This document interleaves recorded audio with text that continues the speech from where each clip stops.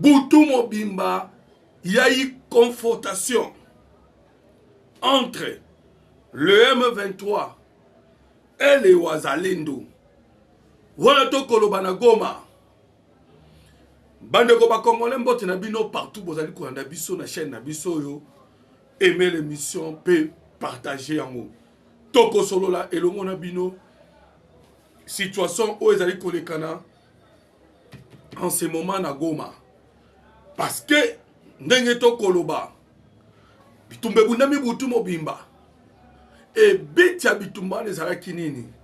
Et pourquoi il y a eu réurgence wana to koloba ya ba Wazalendo soutenu par bana mboka ba Congolais bandeko toko solo la yango na ba détail nyonso na kacha émission pe toko solo la lisusu la déception des M23 au niveau du Qatar.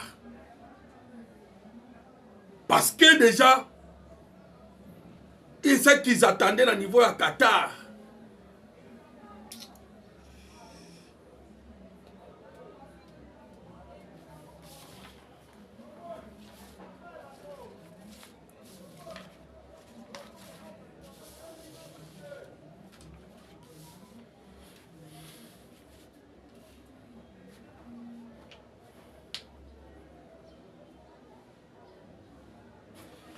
Tension à Goma entre les M23 et les Wazalendo. Plusieurs quartiers sous contrôle des Wazalendo. Alors que les M23 en difficulté ont fait appel à l'armée rwandaise. Nina Zali Kolekana. Mbote bandeko ba Congolais de partout bozali ko anda biso na chaîne na biso oyo va to kosenga na bino d'aimer déjà notre émission et de partager parce que awa to kosolola okoyeba nini vraiment le kanaki na butu ya lelo wana to koloba na Goma. Voilà bandeko ba Congolais ndenge to uti koyebisa bino ke tension na niveau ya Goma parce que bandeko ba Wazalendo ba décidaki de ne pas se laisser faire. Na misu na bango moko ba constater pe ba moni que l'armée rwandaise ndazali na Goma pe Bukavu. Parce qu'ils suivent la situation du pays chaque jour. Voilà maintenant la boutou ya lobby. Il y a eu la guerre des tirs et des armes lourdes. Et pourquoi nous sommes des salamis? Parce que les Wazalendo, ils sont dans la ville de Goma. Ils se sont réorganisés. Réorganisés pour faire quoi? Pour faire les contre-attaques. Bandeko, si vous constatez bien, vous allez voir que les M23 n'arrivent pas à tenir tête et à gérer Goma Mobimba tout comme Bukavu. Et si vous constatez, voilà, tout ça, les négociations au Bango Bazali Kosenga, les ali ba négociations moko, oh les ali négatif, et là positif, pourquoi? Parce que les ali Koluka, les Congolais qu'ils soient tués en silence. Parce que ndenge to kolobandenge moi ba Wazalendo ba lamuki. Pour ba M23 na communiquer na bango bazali ko accuser pe ba FRDC étant dedans na kata bitumba oye bundami. Mais ba lamuki pourquoi bandeko? Chaque jour batwa ko kufaka na Goma pe Bukavu. Chaque jour. Et les Rwandais qui sont là ne supportent pas la résistance. Résistance sinon so comment la bandeko ba ko sala au fait de compte bango ba ko bomaka bandeko ba na mboka Congo. Voilà maintenant bango moni ba Wazalendo ba lamuki. Et nous vous disions déjà depuis longtemps que les M23 n'ont pas la totalité. Il y a vu la Goma. Ils ne contrôlent pas tous les quartiers. Parce qu'ils n'ont pas compris qu'est-ce qui a fait que des armes lourdes. Oyoyo. Bango bazali kosalela. O ba wazalendo basaleli bazui wapi. Très en difficulté bakamwe. Que les Wazalendo ne pouvaient pas tenir comme ils étaient tenus. Maintenant, on va constater que Uta Walikale, Nyamibwe, Kamanyola, tous ces jours ici, les M23 sont en difficulté. Parce que Bakokoufa en désordre. Ba embuscade à gauche et à droite. À cause de Nini, à cause de la montée en puissance, les Wazalendo qui se sont réorganisés. Hein? Et maintenant, la pression.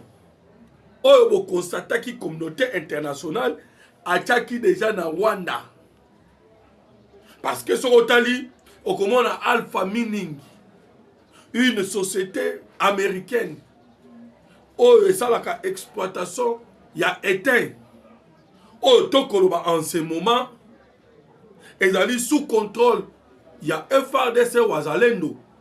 Mais dans Mikole Ucho, les Kezaki n'a pas M23. Sous pression, bah, comme Kozonga, du jour au lendemain. Voilà maintenant la grande difficulté aux armées rwandaises en ce moment. C'est depuis que la RDC a mis les verrous aériens. Mandeko Boebi verrou aérien au RDC à Tchaki. C'est à travers des missiles solaires, à travers des drones, Sukhoi et d'autres matériaux militaires. Pourquoi tu Parce que l'armée ougandaise a l'éla qui décolle là. À cause de Nini, à cause de l'attaque, Moni, 5 aéronefs rwandais et ougandais au Tombaki. Voilà au monde qui maintenant la sortie médiatique. Il y a moi à Museveni. Parce qu'il y a le baki qui est non. Ni tété Donald Trump et mon père Museveni. Mais toke Kisangani. Ce n'est pas vraiment ça. On a cotisé la diversion. Bazoua qui frappe parce que la RDC est verrou aérienne. Frappe au Bazoua qui a un des salles qui est Bazonga. Bandeko, la guerre Tokolobesa loin d'être finie. C'est la toute dernière guerre au Bisotokobunda en ce moment. Parce que Banambo Kabazali très déterminé pour commettre fin à la guerre. Voilà Bandeko, Massad Boulos Torobaki, que Akenda qui a tamboli partout. Et vous allez comprendre que même arrivé au niveau du Rwanda, les mêmes propos qui awa, il y a que les États-Unis d'Amérique sont déterminés. Il y a qu'aussi sa guerre. Même déclaration à prononcer awa. Il y a une même déclaration à quelque prononcer dans Rwanda. Ah oui, bon non, comme vous les Rwandais, vous voulez que la sécurité d'Abino parce que vous accusez FDLR, patati patata, pas de problème. Mais nous, la RDC, nous allons mettre fin à cette guerre. Nous sommes déterminés. Et que faisons Wana Rwanda kelobake faisons na sous-région Mobimba.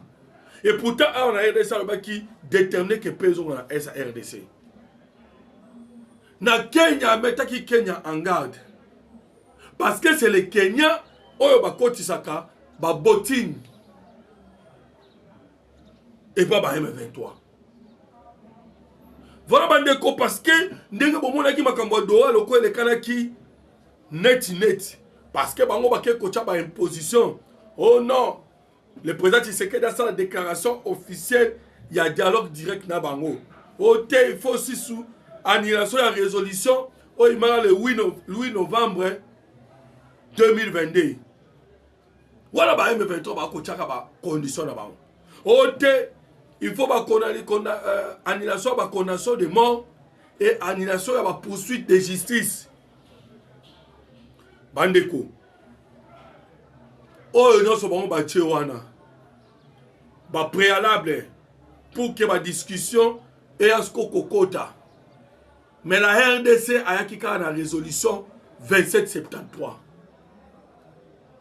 Hey. Maintenant, on constate que même makambo ya Qatar eza comme bloqué.